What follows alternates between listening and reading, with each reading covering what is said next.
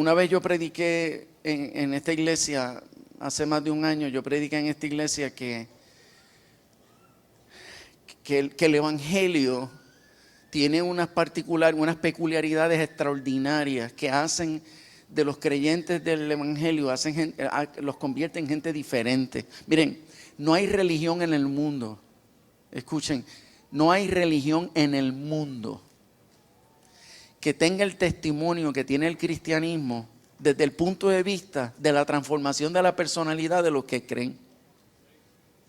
Usted busca cuánta religión encuentra, la religión hindú, la religión musulmana, cuánta religión usted puede encontrar, y usted no va a ver el nivel de testimonio en cuanto a personalidad, en cuanto a comportamiento, en cuanto a actitudes, en cuanto a carácter. Usted no va a encontrar ninguna otra religión que forme gente con el carácter como el cristianismo forma a los que creen.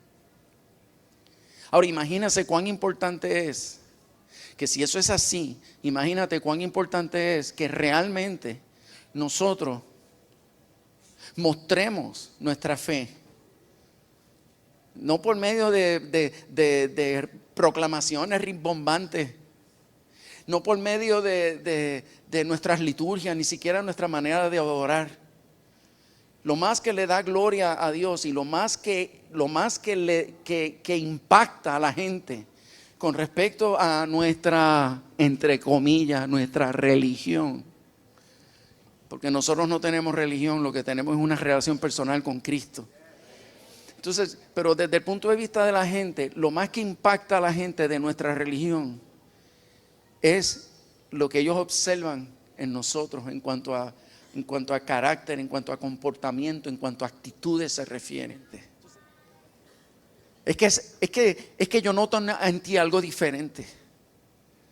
Es que tú estás metido aquí en esta mogolla, en esta olla de grillo, del trabajo, del ambiente corrupto de la universidad, metido en asuntos de políticas, metido en una familia de esas familias disfuncionales increíbles, ¿verdad?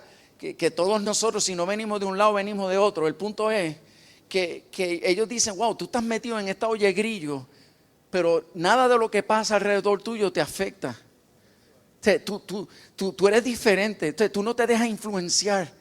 Entonces te tratas mal y tú asumes un comportamiento tan positivo, eres tan misericordioso, eres tan pacífica, o sea, eres tan, ¿me entiendes? Aquí todo el mundo se enchisma menos tú. Aquí todo el mundo pela a todo el mundo menos tú. O sea, tú eres diferente. Aquí todo el mundo protesta. Si no protestan por una cosa, protestan por otra, pero tú no eres persona de protestar.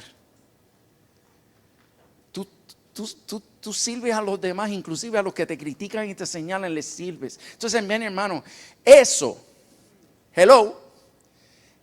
son las cosas, y estoy hablando solamente jaspando por encima. Esas son las cosas que hacen florecer la doctrina del Evangelio. Esas son las cosas que engrandecen a Jesucristo en este tiempo. No nuestras palabras, sino nuestro comportamiento. Pero todavía nosotros los creyentes tenemos que seguir escuchando estas cosas, y hasta el final, la palabra nos enseña que hasta el día final, nosotros tenemos que recordarnos los unos a los otros. Repito, nosotros tenemos que recordarnos los unos a los otros, porque el ambiente de los últimos tiempos es un ambiente tan difícil, es un ambiente tan hostil, es un ambiente tan opresivo, espiritual, emocionalmente, mentalmente hablando, en tantos sentidos. Hay tanta opresión en la atmósfera que nosotros vamos a tener que estar hasta el último día de la venida de Cristo. Vamos a tener que recordarnos los unos a los otros cuál es nuestro deber en cuanto a comportamiento se refiere y cómo debemos manejar las dificultades que nos llegan en la vida. Yo quiero compartir contigo cosas que yo sé que ya tú sabes, pero el Espíritu Santo ha puesto en una inquietud dentro de mi corazón que las recuerde y te las recuerde. Porque cuando nosotros pasamos por el calor de una prueba, hay veces que nos desgastamos. ¿Cuántos aquí se han desgastado alguna vez? ¿Y cuántos, habiendo vencido un elemento de su carácter, hace 2 o 3 años tú los venciste y has sido consistente, pero como que has pasado por una serie de situaciones y aquellas actitudes del pasado que ya estaban vencidas, que ya estaban dominadas, como que quieren volver a salir de nuevo. ¿Alguien lo ha vivido? Ay, gloria a Dios que no estoy solo. Bendito sea Dios. Entonces, por eso es, amado, por eso es que nosotros tenemos que recordarnos los unos a los otros. Y por eso tenemos que tener oídos para oír. ¿Sabes por qué? Porque cuando tú has aprendido algo, escucha, cuando ya tú has aprendido algo, la próxima vez que lo escuchas, le das poca importancia, porque eso no es nuevo. Y dice la Escritura, escucha, que en los últimos tiempos habrá mucha gente con comezón de oír. ¿Y tú sabes lo que significa comezón de oír? Quiero oír, quiero oír, quiero oír. Pero ese comezón de oír es de cosas nuevas. Gente que lo que quieren es oír cosas nuevas, cosas que los motiven y los entusiasmen. Porque las cosas viejas ya no lo motivan y ya no lo entusiasman. Pero el asunto es que el evangelio es viejo.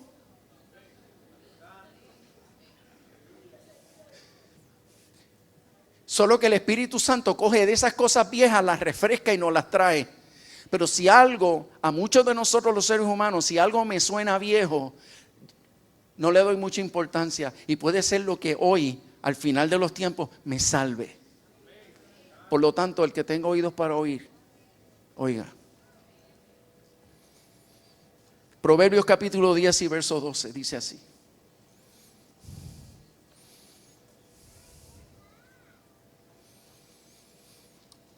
El odio despierta rencillas,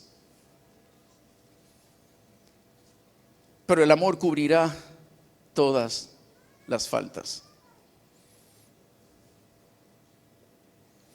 Y Primera de Pedro, capítulo 4 y verso 8, paralelamente a este versículo de Proverbio, me dice, y ante todo, tened entre vosotros ferviente amor. Primera de Pedro, capítulo 4 y verso 8. Hello.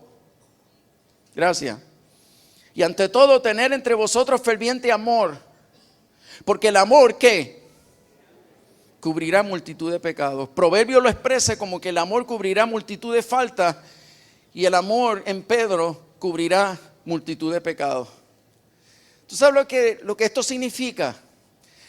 Lo que esto significa es que una de las características que nos distinguen a nosotros como cristianos es que van a haber gente alrededor nuestro que van a cometer falta.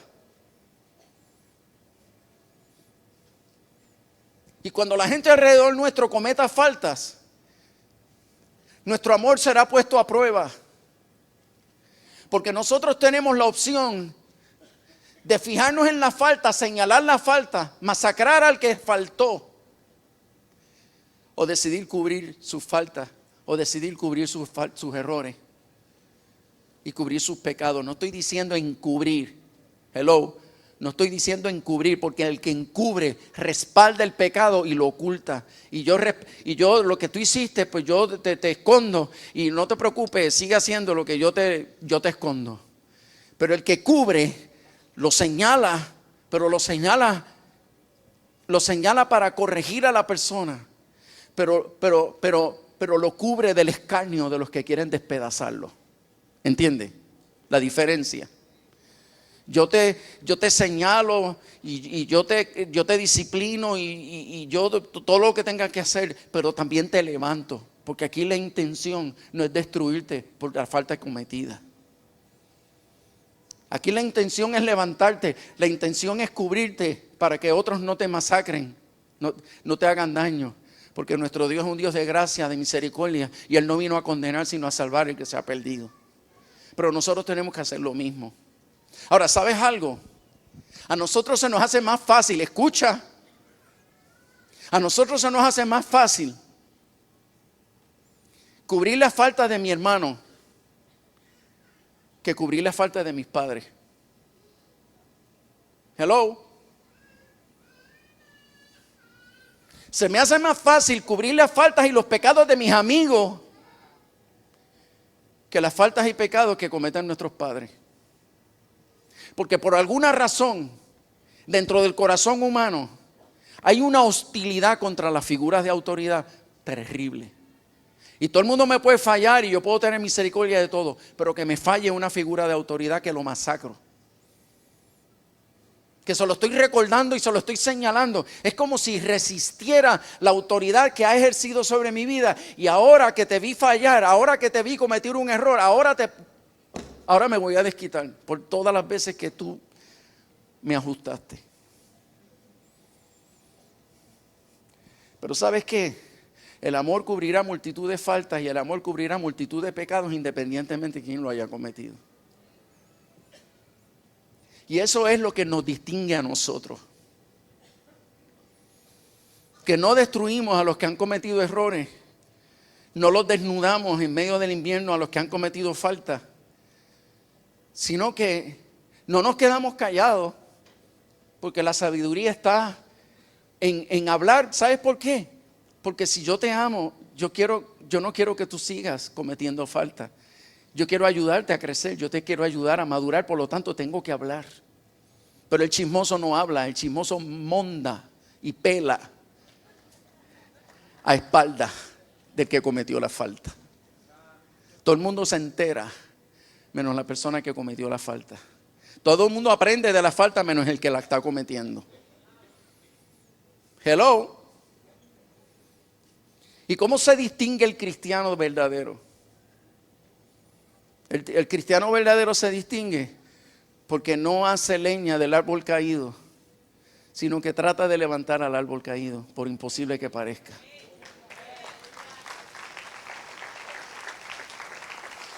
Santiago capítulo 5 y verso 15.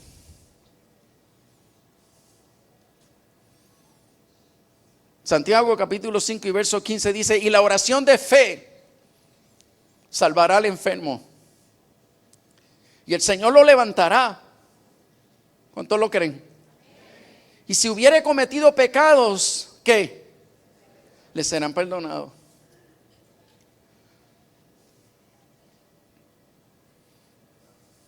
Hay dos maneras de ministrarle a los enfermos. Necesito orar, necesito que ores por mí.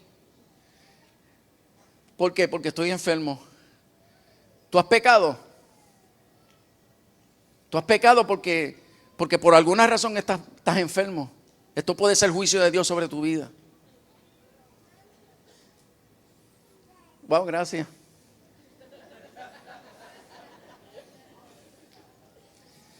Pero la actitud correcta es cuando alguien pide oración y probablemente tú sabes que está en pecado.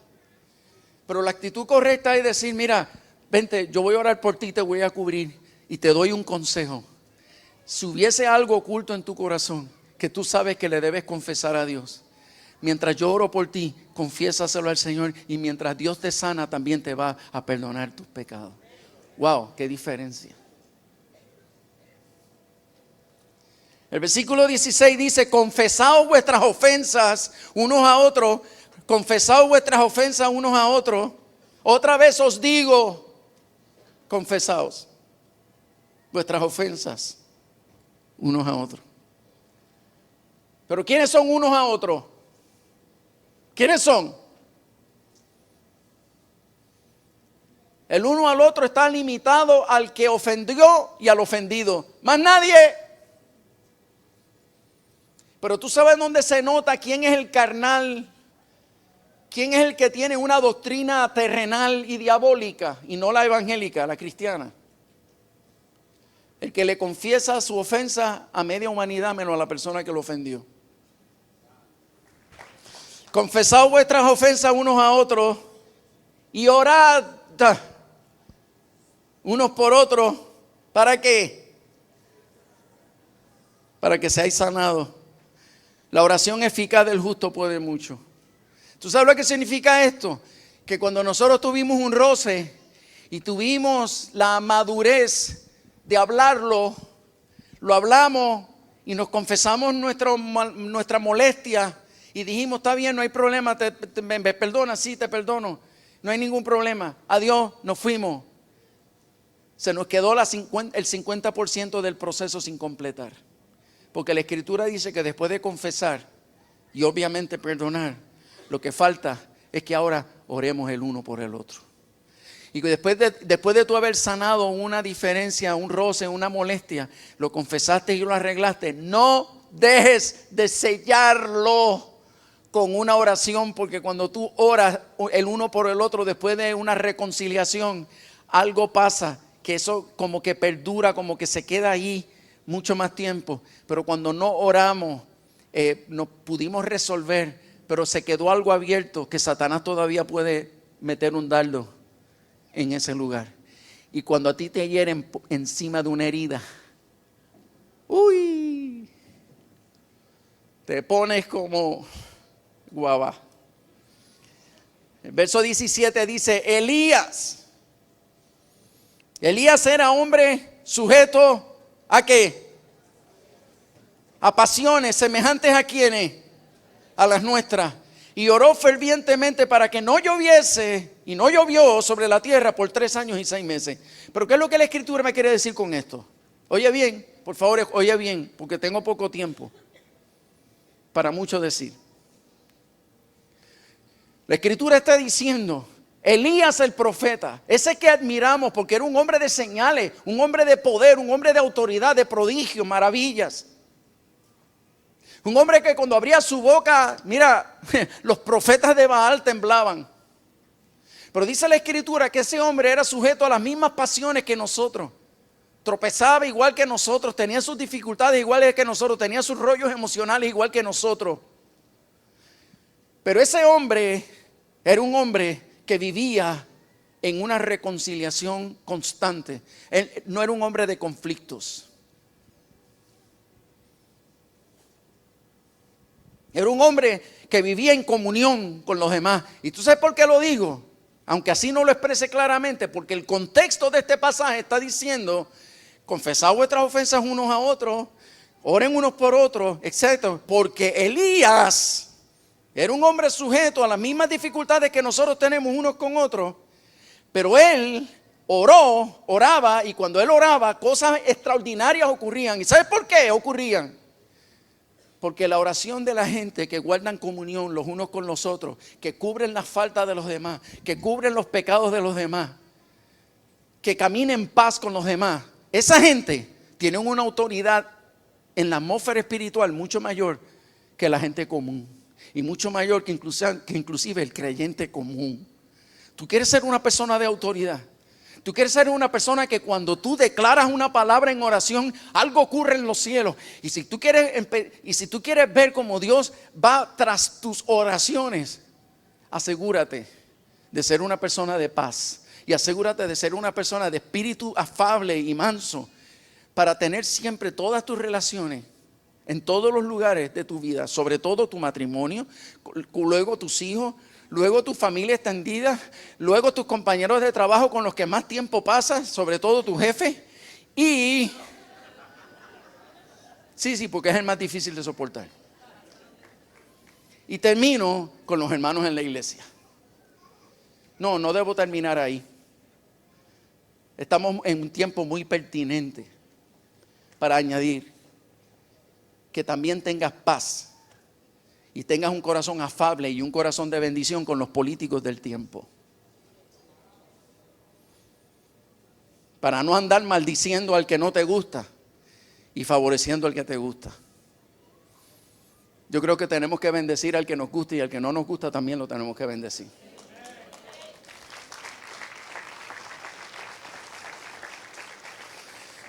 En Efesios capítulo 4 y versos del 2 al 4,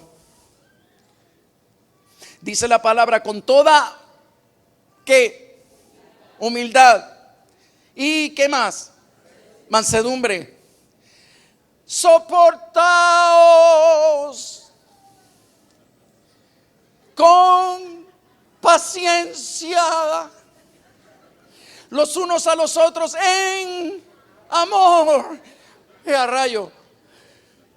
Miren, señores, Pablo está hablando aquí de una iglesia. Pablo está hablando de una comunidad de fe. Pablo está hablando de gente que aman a Dios. Pablo está hablando de un ministerio de gente que han sido visitadas por la gloria de Dios. Gente transformada. Pero aún la gente transformada se irritan unos a otros. ¿Alguien aquí se ha irritado con alguien? Empezando conmigo. Gracias. Miren, sí, ser que más amo en mi vida, que es mi mujer, me irrito con ella.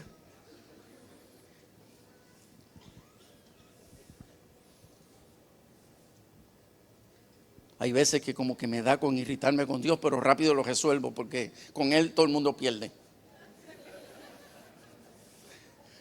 Él es tan sabio y Él es tan bueno que aunque no lo entendamos, tenemos que soportarle todo lo que no entendemos de Él. Porque su sabiduría excede por demasiado la nuestra. Pero fuera de Él, somos capaces de irritarnos con nuestros hijos, nuestros maravillosos hijos. Somos capaces de irritarnos inclusive con los pastores. Sean honestos. Recientemente te molestaste conmigo. Y tú sabes por qué. Perdón. Pero ¿sabes qué? Dice la Escritura que no importa quién cometa las faltas, no importa quién te irritó, si lo hizo adrede, si no lo hizo adrede, lo que sea.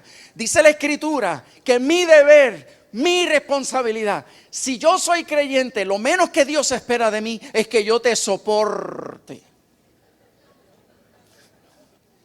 Pero eso es soportar nada más, porque no peleas conmigo, pero me evades. Hello. ¿Me oyen allá arriba? Gracias. Me soportas, pero me evades. Y me evades porque hay un encono en tu corazón contra mí. Pero dice la Escritura que tú tienes que soportarme con paciencia. ¿Y sabes lo que eso significa? Que vas a tener que tener la paciencia de saludarme. En otras palabras, no puedes cruzar la acera. No puedes tratar de entrar por otro lado para no encontrarte conmigo en el lobby. Y me estoy poniendo yo de ejemplo para no poner a nadie. Pero yo sé que no son muchos los que se enojan conmigo. Yo espero. El asunto es que cuando la Escritura dice que tienes que aprender a soportar con paciencia, eso significa que no podemos evadirnos. Por lo tanto, tenemos que llevarnos cautivos, querramos o no, nos tenemos que llevar obligados. ¿A qué? A saludarlos Pero hay un tercer elemento que se añade al asunto. Ahora no solo tengo que soportarte, tengo que tener paciencia contigo y tengo que amarte. Soportados con paciencia en amor. En otras palabras, lo que tengo por dentro voy a tener que resolverlo. Porque cuando yo me encuentre contigo, no solamente te tengo que soportar, me tengo que acercar y tengo que derramar amor sobre tu vida.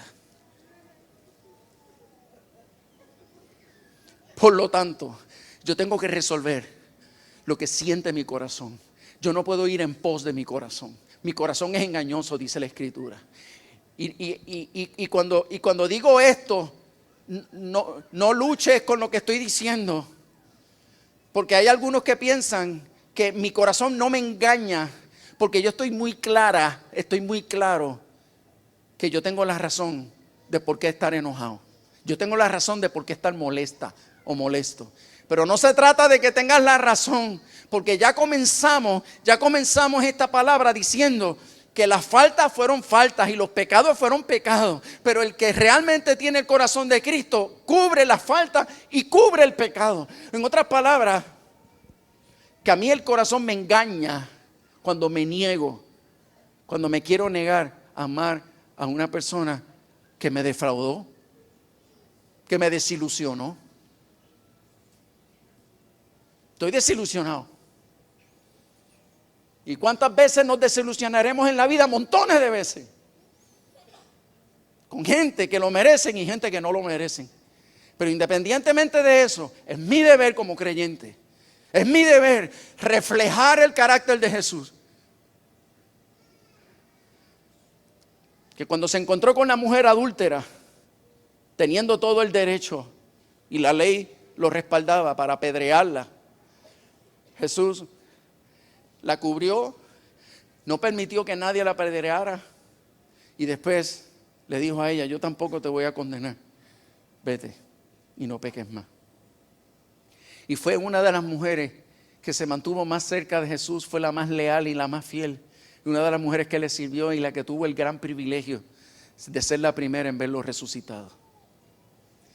Me parece que el carácter de Cristo lo tenemos que trabajar duramente para que se forme en nosotros. Y digo duramente, ¿sabes por qué?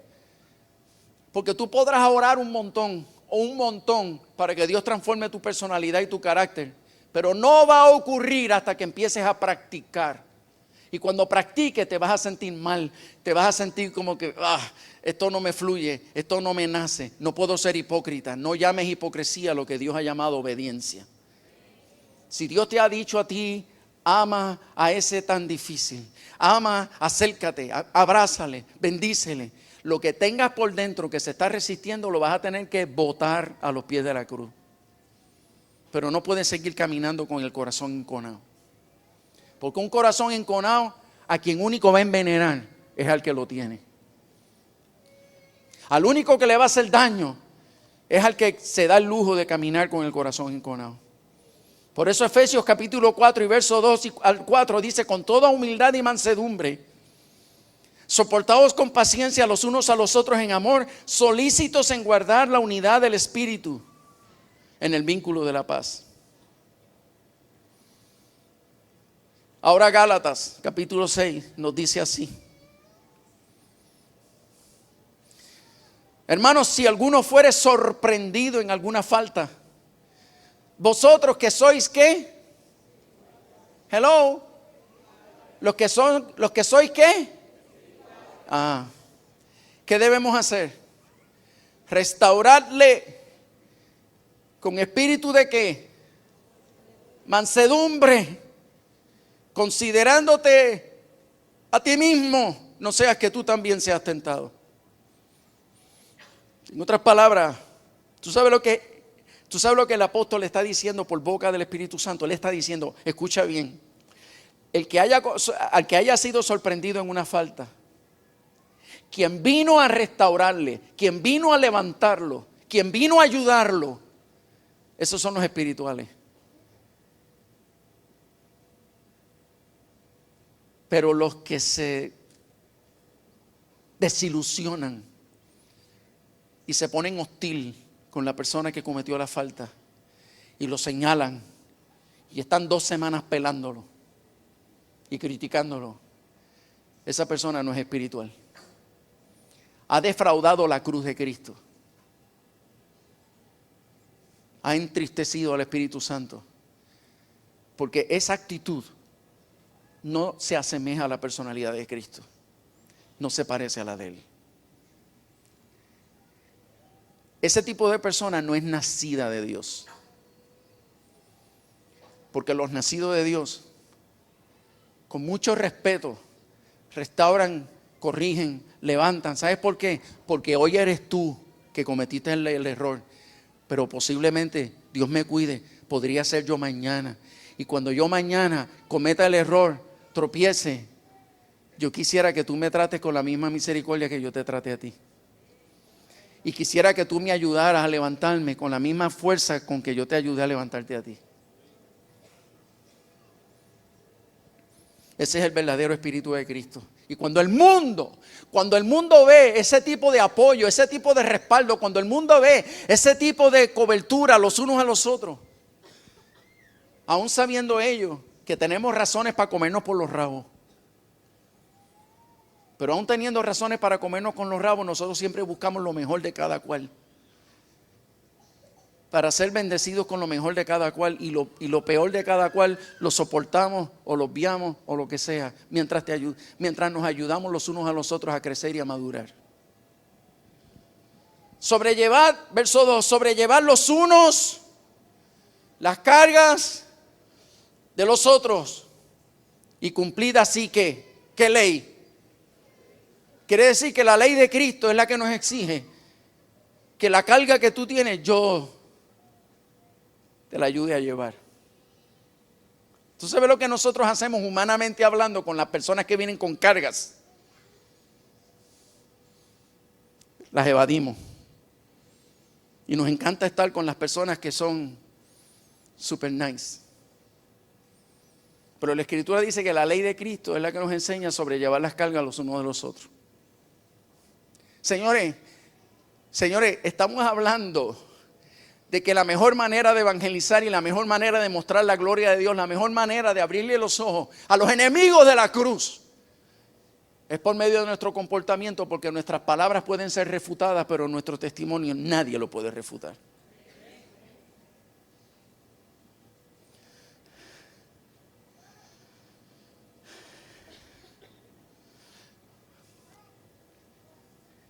Hoy nosotros vamos a celebrar la cena del Señor. Nosotros vamos a celebrar la Santa Cena hoy. ¿Y tú sabes por qué la vamos a celebrar, la Santa Cena? Porque la Santa Cena, Jesús nos dijo que nosotros teníamos que practicar la Cena del Señor. Y no solamente hacerlo una vez, tenemos que hacerlo muchas veces, muchas veces. ¿Sabes por qué? Porque como Jacobo canta, se nos olvida. Se nos olvidan los pactos que hemos hecho. Se nos olvida cuáles son las actitudes correctas.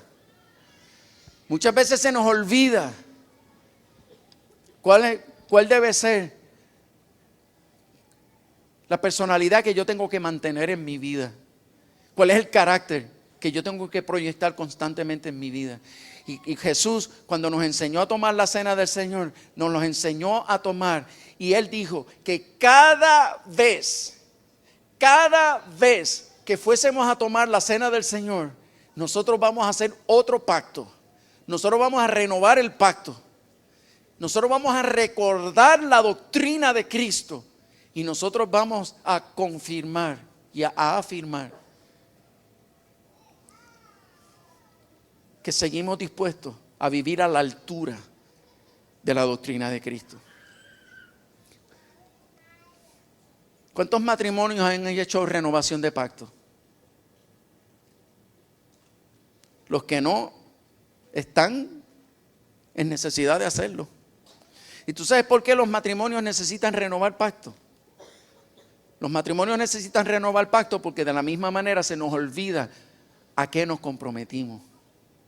Y lo que antes soportábamos ya como que nos está costando trabajo soportarlo. Pero el pacto nos pone a nosotros en un lugar que independientemente de lo que yo sienta, si me fluya o no me fluya, he decidido vivir como Cristo, actuar como Cristo, reaccionar como Cristo, hablar como Cristo y mostrar así la gloria del reino de Dios. En otras palabras, yo quiero que Jesucristo se encarne en mí. Por eso es que Jesús, en símbolo de su cuerpo, partió el pan. Y en símbolo de su carne, tomó vino y lo echó en copa. Y él dijo, miren, cómanse mi carne, bébanse mi sangre. Porque haciendo estas cosas ustedes van a recordar mi muerte. Pero ¿sabe? Veo algunos entretenidos. Esto va a terminar ya, pero necesito que me atiendan porque esto es importante. Cuando Jesús dijo, come mi carne y bebe mi sangre, Jesús lo que te estaba diciendo es, clama para que yo te me meta por dentro. Porque tú no puedes vivir, tú no tienes la capacidad de vivir a la altura de lo que se exige vivir en el reino de los cielos. Pero si yo me meto por dentro de ti, ya no vives tú, vivo yo en ti.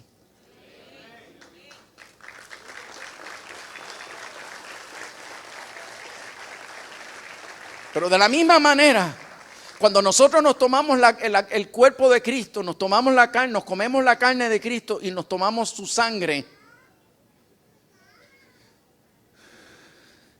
dice Él que cada vez que lo hagamos, recordaremos su muerte. Muchos malinterpretan que lo que estamos recordando es su muerte en la cruz. Miren, hermano, esa no es la muerte que tenemos que recordar. La muerte que nosotros tenemos que recordar al tomar la cena del Señor es el tipo de muerte que Jesús vivió cuando lo insultaban y Él moría callando. Cuando lo acusaban falsamente y Él moría soportando. Cuando Él veía la incredulidad aún de sus propios hijos, de sus propios discípulos, sus propios apóstoles, Él veía su incredulidad, veía su debilidad y pudiéndose defraudar, pudiéndose sentir decepcionado, Él controló todo eso para mantener siempre una puerta abierta por donde sus discípulos pudiesen continuar encontrando oportunidades para crecer, para aprender, para levantarse, porque Jesús siempre mostró ser un Dios de muchas oportunidades. Pero para ser una persona de segundas oportunidades hay que morir. Porque los perfeccionistas nos morimos por dentro, soportando a los que no hacen las cosas como uno espera. Miren, hay pecados que tú consideras imperdonables. No importa el pecado que haya cometido tu hija. No importa cuánto te haya defraudado y te haya desilusionado. Es más, no importa cuánto tu hijo te haya avergonzado. Jamás le abandone. Jamás le abandones. Búscale. Tú nunca vas a estar de acuerdo con su pecado. Jamás vas a apoyar su pecado. Nunca le vas a respaldar en su pecado. Pero su persona, búscala. Reconcíliate. Dale amor inmerecido. Aún perdónale cuando no te lo ha pedido.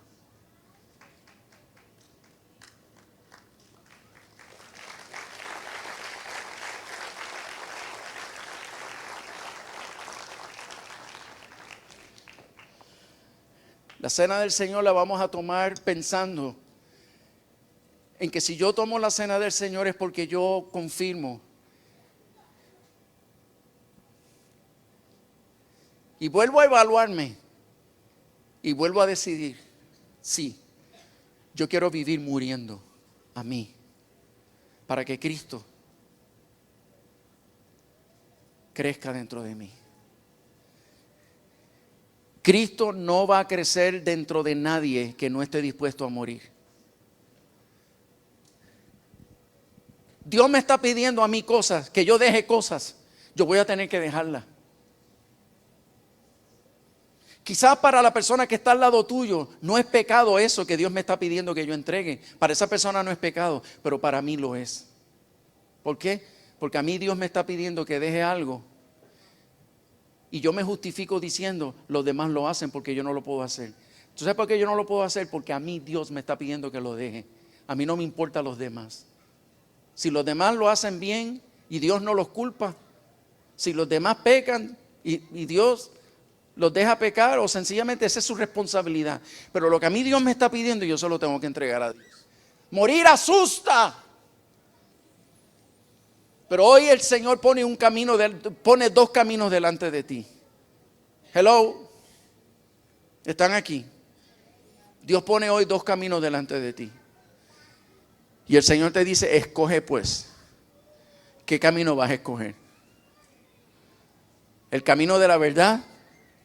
Escucha. ¿El camino de la verdad? ¿O el camino del engaño? Que es un camino ancho. Es fácil caminar por él. Es un camino de placeres.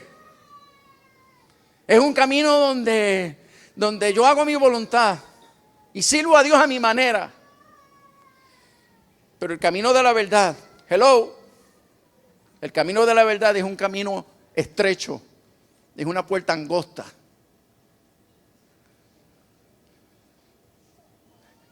Cuesta, en ocasiones duele. Pero bien dice la Escritura que la semilla nunca dará fruto, a no ser que caiga a tierra y muera. El principio de morir es el principio que está detrás de esta copa y está detrás de este pan. Aquellos que están dispuestos a morir significa que están dispuestos a amar a la gente y soportar a la gente como Dios lo ha definido, no como tú lo defines, como Dios lo ha definido. Y las faltas que hemos cometido y los errores que hemos cometido, oye bien, mira lo que dice la Biblia. La Biblia dice que es necesario que entre nosotros haya gente que cometan errores, que es necesario que haya gente que cometan faltas y errores. ¿Sabes por qué? Porque cuando la gente en medio de nosotros cometen faltas y errores, ahí es donde salen a la luz los aprobados.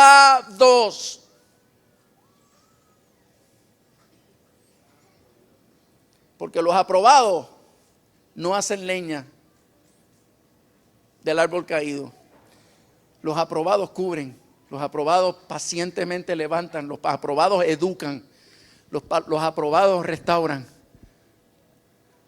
Los aprobados no borran todo lo bueno que tienes por un error que cometiste. Y si tú tomas hoy en la copa y si tomas hoy el pan, tú estás tomando una decisión. Tú estás decidiendo. Decido vivir muriendo a mí y a mi manera de pensar. Decido morir a mi carácter para adoptar el carácter de Cristo. Decido morir a mi propia justicia para adquirir la justicia de Cristo. Decido morir a mi razonamiento para adquirir los razonamientos de Cristo. Decido hoy buscar a aquella hija que he tenido abandonada, aquel hijo que tengo abandonado. Decido ir a buscarlo. Y déjame decirte algo, si tú eres un papá que te divorciaste, oye bien, y por causa de los conflictos que tú tuviste con tu ex esposa, tú has dejado de buscar frecuentemente a tus hijos. Hijos que te amaron, que tú les amaste, que tenían una relación hermosa, pero por causa del divorcio ahora los tienes lejos. Permíteme decirte que no hay mujer, no hay ex esposa que te va a impedir a ti a ser buen papá. Y si tú no puedes verlo, hay un buen teléfono para llamarlo todos los días. Y yo les recomiendo a todos los padres divorciados que tienen hijos en otros hogares, que todos los días tú llames a tu hija, que todos los días tú llames a tu hijo, y aunque sea una bendición que no te va a coger 30 segundos, bendice el corazón de tus hijos todos los días, porque tus hijos se acuestan todos los días con la tristeza de que papá no está aquí. Y aunque papá no pueda estar, te puedes hacer presente si agarras el teléfono y todos los días declara una palabra de bendición sobre ellos. Si hoy tomas la cena del Señor, hoy tú decides morir a tu agenda y entrar en la agenda de Dios. Tú quieres rehacer tu vida, qué bueno, me alegro. Y si Dios te da la oportunidad que la rehaga, amén, gloria a Dios. Pero Dios no se ha olvidado de tu vida anterior. Él quiere bendecirte rehaciendo tu vida, pero Él quiere que tú también bendigas a los que dejaste atrás. Eso es morir. Probablemente pueda ser un poco fatigoso, pero esa es la doctrina de Cristo. Nadie se levante a tomar la cena del Señor si no está dispuesto a hacer ese pacto. Recuérdate, por si acaso, nadie tiene el poder para hacerlo. Si vienes a tomar la copa de Cristo y vienes a tomar el cuerpo de Cristo, lo haces en la confianza de que al tomarlo el Espíritu de Dios vendrá sobre ti. Y el poder del Espíritu Santo te fortalecerá para poder desarrollar la personalidad que Él quiere y para poder proyectar el carácter que Él demanda de todos nosotros. Yo sé que yo no puedo, pero yo la voy a tomar. Porque si Él comenzó a hacer una obra en mí y hasta ahora me ha cambiado tantas cosas, lo que falta lo va a terminar.